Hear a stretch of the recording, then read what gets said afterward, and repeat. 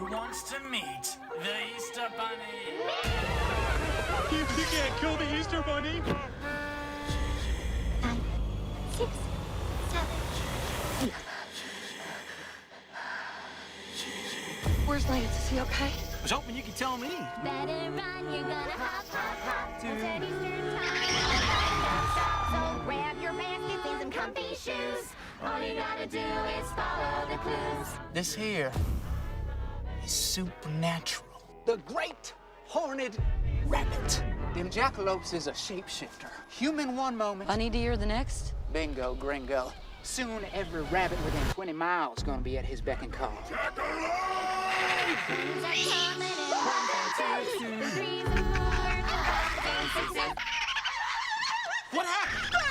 Bunny's around! Curse you, you gosh darn jackalope! You know who the jackalope is? Negative. Monster's a monster, and I'm gonna kill it. This is fun. So hop to the left, now hop to the right. Everybody shake your little cottontails on the floor tonight. Everybody!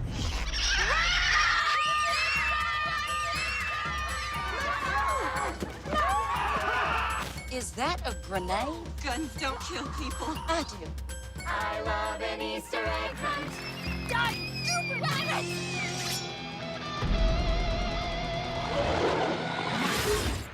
What's up, everybody? This is Fred Richani. We have right here via Zoom a very special guest. She is an actress, a filmmaker. She has a brand new film by the name of Easter, Bloody Easter, available now on Apple TV, YouTube, Google Play. The list goes on and on. Prime Video. It is already an award-winning film as well. We're happy to be joined by the lead actress and filmmaker of Easter, Bloody Easter, Diane Foster. Diane, thank you so much for the time. How's everything going? Everything is wonderful, and thank you so much for having me today. It's a pleasure to be here. Hey, it's great to have you on, and hey, let's get started. We just checked out highlights of the trailer for Easter, Bloody Easter, which people could check out now, video on demand on all major platforms. It is a wacky film, scary, funny. How did you come up with the concept for this? Well, thank you so much. I love hearing that. This entire project actually started as a play originally.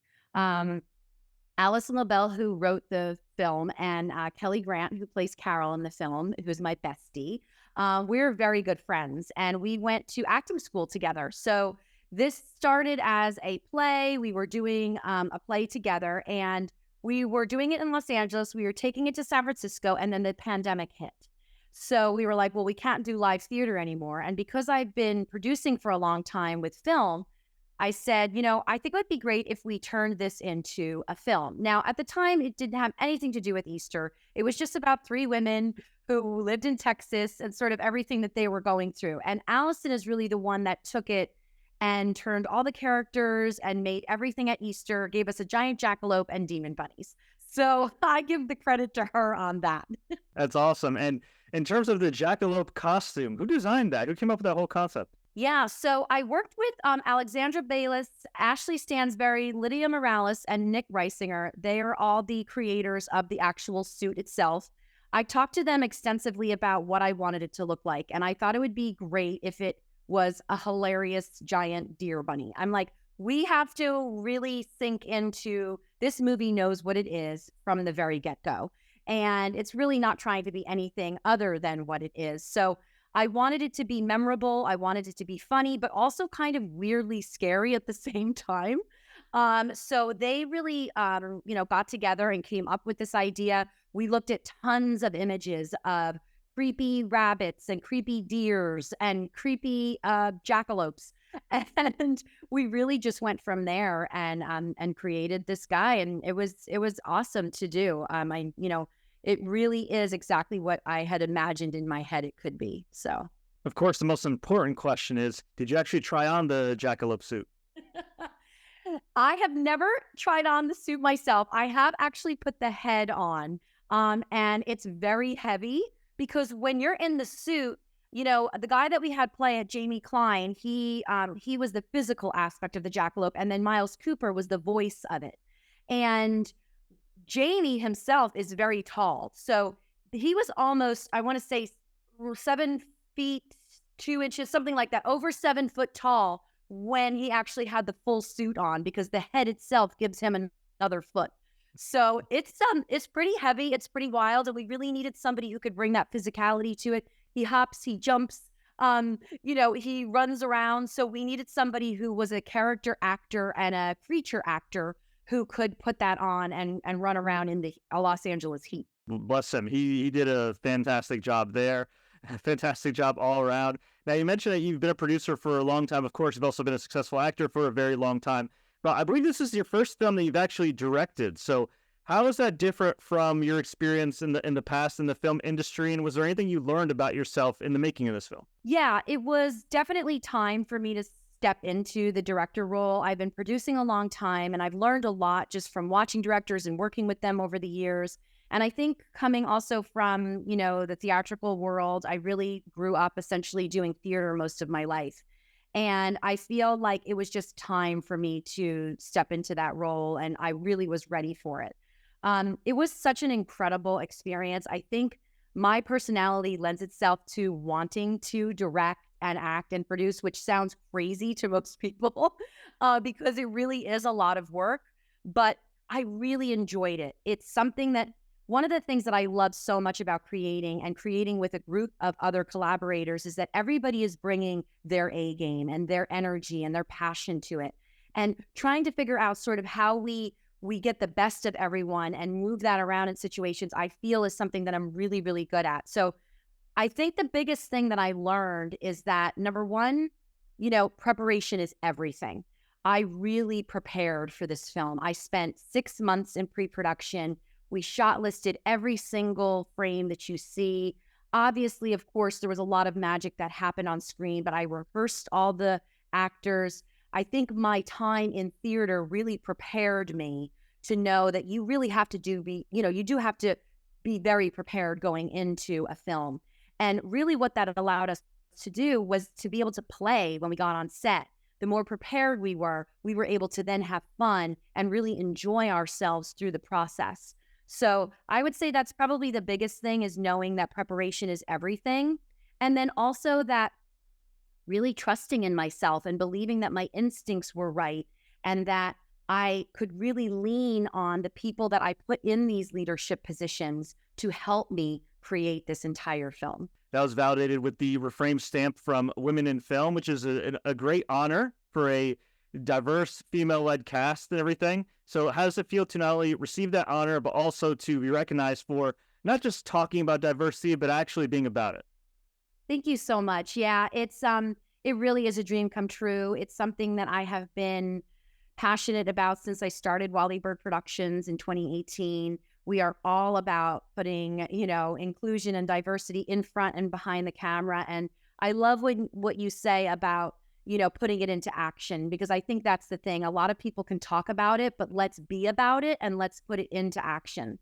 So we love doing that, and receiving the stamp from, Women in Film, and which is also a stamp from IMDb and the Sundance Institute. I mean, it's just tremendous. We had a 95% female film, and it's very unheard of nowadays. We're pushing for that, but it doesn't always happen. And we really wanted to make sure that this was a film that not only, it is told from a female perspective. So we felt like putting women in leadership positions was really, really important. So just to be recognized for it is really a dream come true. And I just want to keep pushing the needle forward and get more females in these positions, get more diversity, so that the film sets that we're on and the stories that we're telling look like the world we live in. And that's really the most important thing to me, truly. For sure. It's great to hear. You're definitely paying it forward there. But as is the case with a lot of independent films, right, there is the other aspect, the business side, the distribution. So you did fantastic work in terms of behind the scenes and on camera with the diverse cast and the content. But then comes actually getting the film out there. So how is the distribution process for independent films, particularly for like a nearly all female-led film like this one right here, compared to when you first broke into the industry? Yeah, distribution has changed a lot over the years, with the advent of streaming, people not really going to the movie theater anymore, unless it's like a huge, big popcorn box office hit with Tom Cruise attached. We're a little independent film. So it was very important for me from the beginning. I knew that doing an Easter holiday film, that there really wasn't anything else in that lane. And really that was part of the idea for the marketing and the sellability of the film. And I think that's really important for filmmakers to understand that who is your audience? Because at the end of this, when everything is done and everyone goes back home and you've had a great time and you've created this family on set, what's going to happen with the film? And, you know, you have to think about the business aspect of it. So really, it was important to find, number one, a distributor who really got the film. And, you know, this is not your typical horror fare. This is a comedy first, I feel, and then horror secondary. And it was important that we got a distributor on board who knew that and who was going to be able to get it on all the platforms so that audiences around the world could see. So I really worked for a long time just talking to distributors and really just seeing what made sense. You know, does this film make sense with you? Not only just like, yay, excited that you're going to put it out, but will you actually champion it? Will you stand behind it? Will you be somebody who is going to get it out from, you know, to a wide audience, to, you know, worldwide, everywhere? So it's a very interesting process. And I will say for filmmakers, I think knowing before you go into it that there is a whole side of distribution, you know, that you're going to have to do, and that actually does cost money for the filmmaker to put your film out. There are costs associated with that. So I think be mindful of that when you are putting a budget together, that, you know, you want to have funds for your marketing and your press and, you know, just the distribution costs alone between insurance and clearance reports and all this stuff. So I definitely want to help filmmakers actually from this point forward with the distribution aspect of it, because I think it's so daunting and people just go like, well, what the heck now do I do? And I really do want to help champion filmmakers to say, like, you can do this and you can put it out. And it's really just through experience and learning how to do it step by step, truly. That's awesome to hear. Love that you're doing that. And is there anywhere where fans can check you out, or potential or prospective filmmakers who can reach out to you and say, hey, Diane, we need help? Yeah, please do. I'm all over social media. I post all the time. I answer all my direct messages. And if you comment, you know, I will definitely get back to you. You can follow me on Instagram at Diane Foster Official. You can follow the company at WallyBird Productions. You can also check out Diane Foster Official on Facebook. We have a WallyBird YouTube page at WallyBird Productions.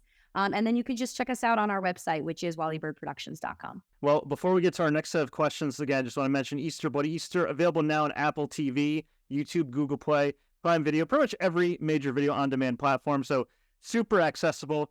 But Diane, before we let you go, we always like to ask all our guests some kind of random and rapid-fire questions just to get to know them better. Are you ready? I'm so ready. All right. I think. All-time favorite actor, male, female, whatever gender, anybody in particular that stands out to you, either on the screen or on stage? Ooh, Viola Davis. Great choice. I love The Woman Kings. I feel like it was such an underrated film. Oh, such a great film. Man, she's such a badass. I love her. For sure. All-time favorite filmmaker?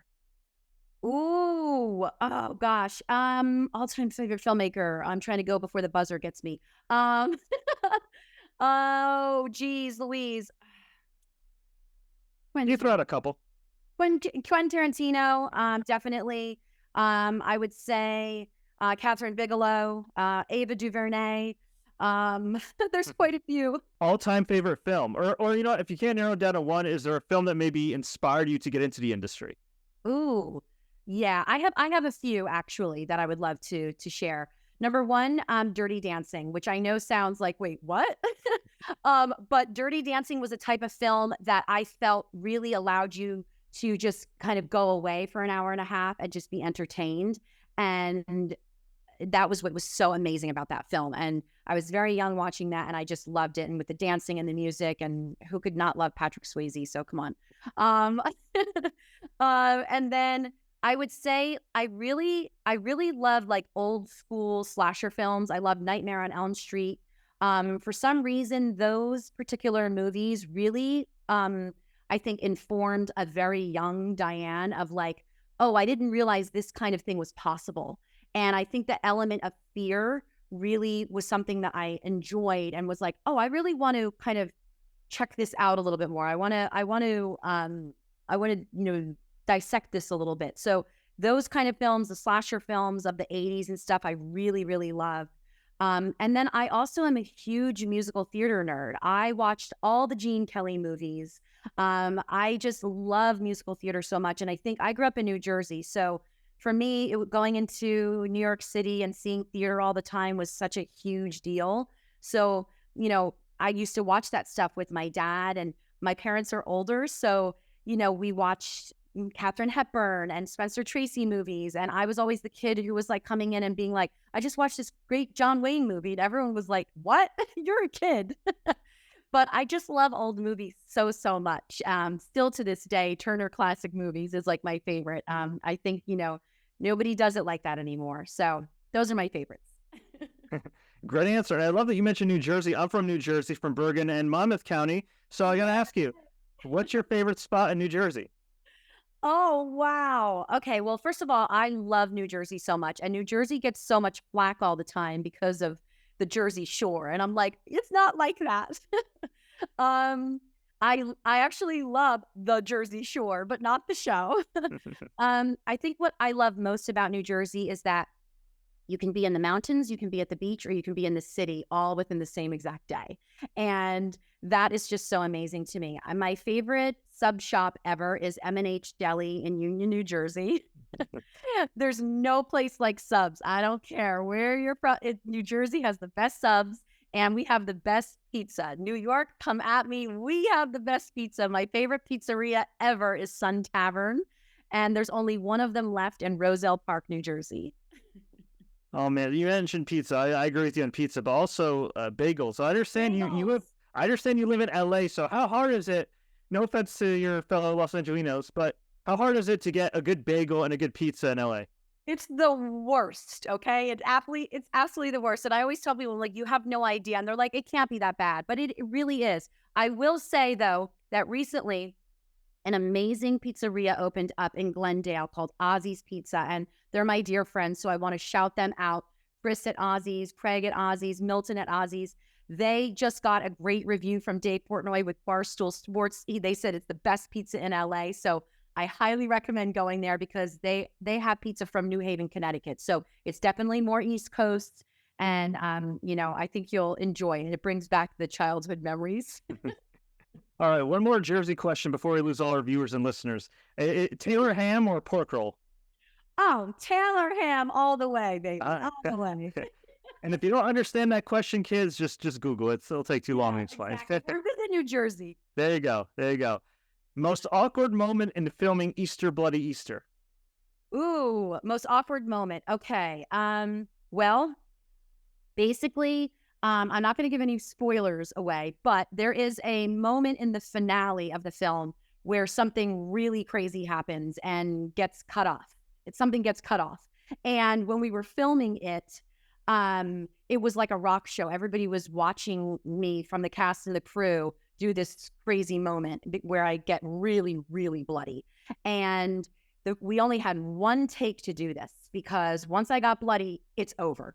So I started to do it, and the special effects team was like, no. It's not ready. We're not ready. The blood is not coming out. It's not coming out. And we almost had it be really, really bad and just have everything fall apart in that moment and have our day completely ruined. If I was not being totally open with ears, it would have been extremely awkward and everyone would have hated me. So thank goodness we got through it. Our second take of it, we got it. And that's the one that's in the movie. There you go. Most importantly, you got the shot. That's right. That's right. Were there times where you burst out laughing in the making of the film? Because just watching it, I was just laughing like over and over again. All the time. All of us were. And, the entire cast was just like, we couldn't keep it together sometimes. And the really fun stuff is a lot of times, some of the stuff that we were saying in the dialogue was improvised, actually. Like, for instance, one of the parts when Sam, the town conspiracist, he is conspiracy theorist. He is at this moment and he says the name of a town and it's wrong. And actually that happened during rehearsal. That was not written in the script. And it was so dang funny. We were like, we have got to keep this in. So there were just so many moments that would happen like that. We we really enjoyed making it. I mean, how can you not? We have demon bunnies. We're running around away from a giant jackalope. Like, this is the kind of stuff that, you just have to go at the end of the day. We are so lucky to be making movies and taking people away for an hour and a half. And I think that's the fun thing about being an entertainer is it's like, you really have to be grateful for what you get to do. And we really were every single day on set. As a filmmaker, are you more word perfect, or are you more of if the person gets the vibe of the character and then you get a happy accent like that, let's roll with it? Yeah, I'm definitely more of a roll with it type of director. I think I always want to make sure that the actor is giving the dialogue so that we do have that, whether it's for exposition or there's things that we absolutely do need. So I always like to get that first, or sometimes backward, which is, okay, you roll with it, but then we've got to get this line so that we absolutely have that, so that I know when I'm going into the edit, okay, I at least have this if I need it. But I always love to allow the actors to have the space to create and play. I mean, that's really part of it. And I think that's the best part of, being, an actor, is that you get to explore someone. And really with the actors, we talked about at length, what did they feel this person should bring? How did they feel about it? And that empowers you as an actor. And I love working with directors who want me to do that as an actor. So I feel like I try to pay that forward when I'm working as a director with the actors as well. What's the best piece of advice you give for success? Absolutely believe in yourself wholeheartedly. And I know that sounds cliche and everyone's just like, oh, just believe in yourself. But really, at the end of the day, this business is really hard. You're going to hear no a lot. You're going to hear, it's just not right. We're not into it. And sometimes you won't even hear anything. No one will even respond to you. And that can get really lonely and that can get really disheartening. And if you really believe in yourself and you just know, I know this is what I'm passionate about, what I'm meant to do. If you keep going, eventually it will work out. It's that old adage of like, if you just keep doing it, eventually they're going to say like, okay, we get it. You're here. Let's go. And that's the truth. So really believe in yourself. Do not listen to anyone who says to you, you can't, you're not good enough. It doesn't matter who they are, your loved ones, your parents, agents, managers, the stranger at the post office. It doesn't matter. Don't listen to anyone. Listen to your heart and really believe in yourself wholeheartedly forever and ever, and you will do it. I promise you. We'll get you out on another high note. Why should people watch Easter Bloody Easter? I think people should watch it because, number one, it is a film that we don't often see in the holiday, horror genre. There isn't any other Easter films that are relatively well known. You have a few like from the 1970s, Night of the Lepus, things like that, but nothing fresh and current, and definitely not anything that is the comedy horror, because we really go into the comedy in this. This film knows what it is, and we made it because we wanted to entertain people. And I think at the end of the day, that's what our job is as entertainers, is to let you have a great time. Life is hard sometimes. Life is hard mostly all the time. And we just want to entertain you. We want you to have a good time. And this was made by a large group of people that really love what they do, and all very wonderful people. So I hope that you'll support us. We're fully independent, and we just gave our blood, sweat, and tears for this all the way. So I think that you should watch it because you're going to have a great time. And I hope that when you do, you will reach out to me on social media and say, I had a great time. And this is also a film that you can watch with your family. You can watch it with everyone. This is not, not age appropriate. Like, everyone will love this film. And I've gotten that a lot from people of like, I've watched this with my entire family and it was great. Also, you can sing along and you can dance along. Awesome. I'm glad you mentioned that. Yeah, definitely some unexpected singing and dancing along the way. I'll have to practice that dance. That's right. Bonus question. Is there anything you wish I asked you in this interview? Oh, wow. I think you did a great job, by the way, with all the questions. Thank you. I think that you could ask me what it's like to just, make movies in general. Diane, what's it like to make movies in general? It's a lot of work. And I think anybody out there who wants to be a filmmaker, I want to say this to you, is that it is a lot of work, but if you believe in it and you want to do it, get a group of people together and make it happen. You don't need a gazillion dollars to do it. And you can figure out how to do creative solutions around it. And, you know, it might not be your magnum opus film, but just start making films. Just start doing it. Even on your iPhone. I mean, really nowadays, there's no excuse, essentially. Like, we do have the tools. So it's not an easy job. It's not an easy career because you got to constantly try and figure out how you're going to do your next project and who's going to be a part of it. But it is probably the most rewarding thing ever, watching a group of people every single day, you know, come on set and at the end just feel so great that they've created something that will live forever, because film is forever. Great stuff. Well, before we let you go, where can we find you online, and where can we find you next? Any upcoming events, red carpets? Yeah, so definitely please check me out on social media. I am on Instagram and Facebook mainly, at Diane Foster Official on Instagram and Facebook. You can also check out my production company at WallyBird Productions on Instagram and YouTube, and then also WallyBirdProductions.com.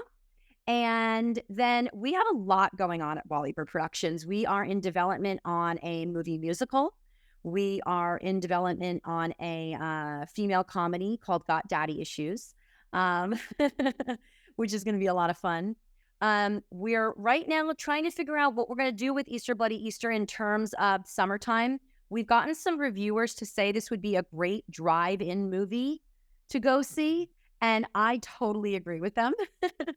So we're, trying to work with some drive-ins to see if we can get it into drive-ins all across the country. I want to be able to, have people see it everywhere. And then I have a feeling that around Halloween again, we're going to kind of have another surge because it is a horror comedy. A lot of conventions and things like that I'm going to try and get to, because I really want to meet people who love this type of film. It's one of my favorite things, is going to horror conventions and meeting people. And just film conventions in general. So if anybody out there knows or wants to, bring me along, just let me know, reach out, and I will come to your city. Great. Well, Diane, thank you so much for your time. Again, fans can check out Easter Bloody Easter, available now on all major platforms, including Apple TV and Prime Video. Who wants to meet the Easter Bunny? You can't kill the Easter Bunny. 9, 6, 7. Where's Lance? Is he okay? I was hoping you could tell me. Better run, you're gonna hop, hop, hop.